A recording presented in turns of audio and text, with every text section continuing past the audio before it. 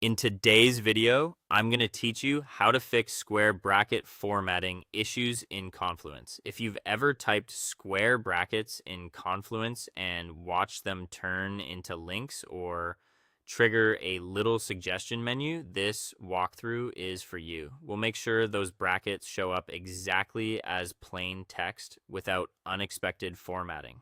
Start by opening the Confluence page where you're seeing the issue. Take a second to spot exactly where the brackets don't look right. Maybe they've become a link or an autocomplete menu pops up as you type. Now click Edit to enter the Palm page editor. Most of the behavior that causes this happens while you're editing, so this is the best place to diagnose and fix it. Inside the editor, place your cursor near the brackets. Pay attention to whether the editor is trying to help by suggesting links or pages.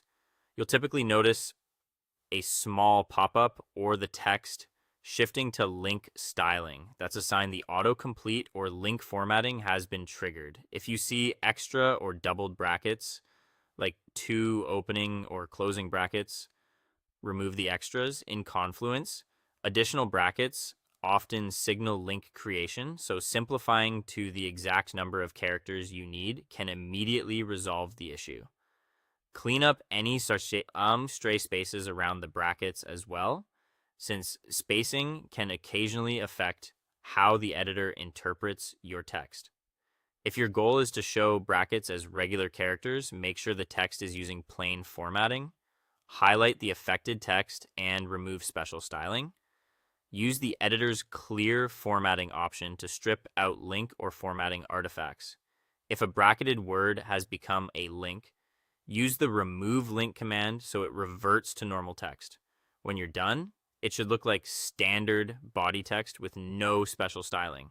If Confluence opens an autocomplete or suggestions menu while you're typing, cancel it before you continue. The quickest way is to dismiss the pop-up, then keep typing.